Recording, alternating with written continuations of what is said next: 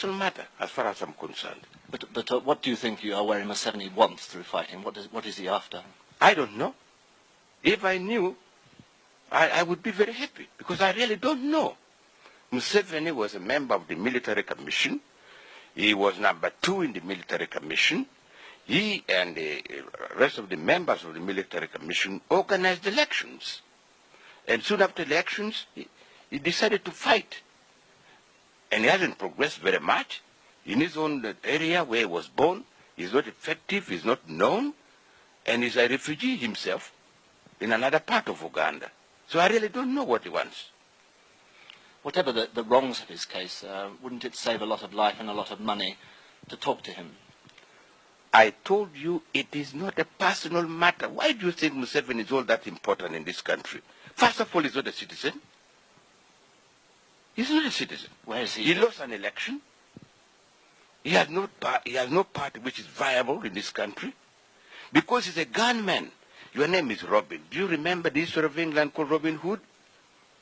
I do. Yes? Is it worthwhile talking to Robin Hoods of this world? Bader-Meinhof in Germany? The Irish Republic army people? Is it worthwhile talking to such gangsters and terrorists? You say he's not a citizen. What do you mean by that? Because his father was not born in Uganda. And that is the constitutional basis. So he cannot be a citizen. The strongest advocate for talks is not coming from opposition politicians. It's coming from the I have answered that question. I'm not going to answer anymore. I have said I do not accept any proposal about talks, and I'm going to make this an election issue. You wait for the votes. Do you think the forthcoming elections could in any way lead to a way out of this impasse? What impasse? There is no impasse. The mess of the country is very peaceful. Even Luero is very peaceful. We have administration in Luero. But do you think after the elections that the trouble might end some way?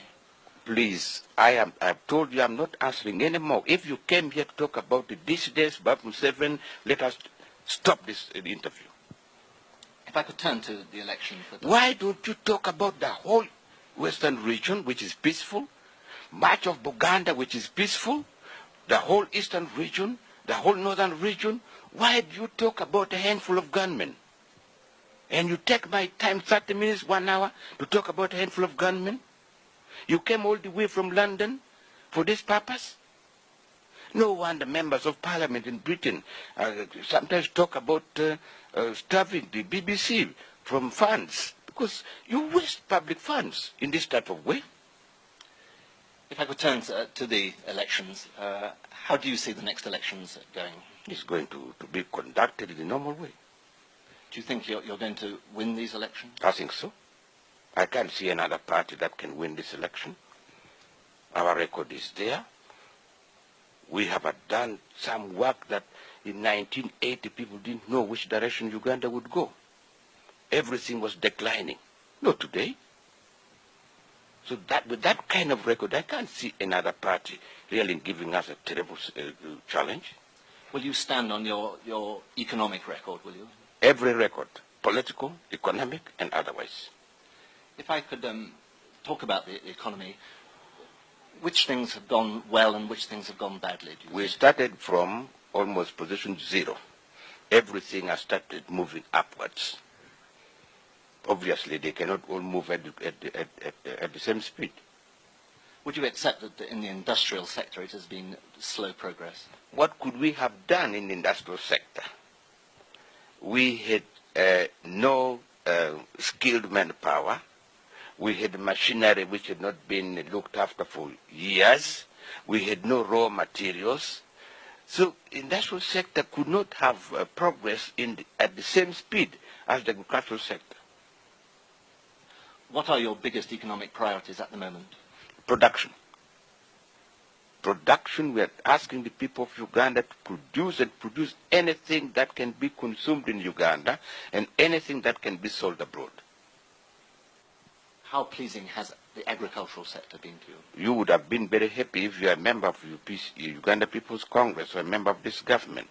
By two factors. One, we have food in Uganda. When I came to office, there was no food in Uganda. Now we are feeding ourselves, and we are exporting some of our food.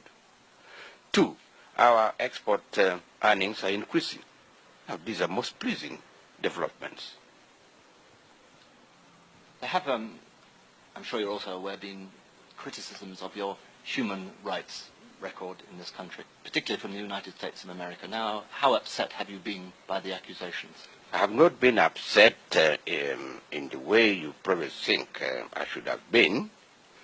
I've been upset in the sense that if you refer to the statement made by one American official in August of last year, in that he made a generalized statement but could not give us evidence to prove that the facts of that statement. If you go to Luero, you will not find any single possibility that a government such as mine could have murdered about 250,000 people within a few months, and yet no graves and no statement from the general public. So that one was very hurtful. But as I say, we are not trying to run this government for the pleasure of people abroad. We are trying to run this government for the good of the people of Uganda. And these are our people. These are our people. When people talk about human rights in Uganda,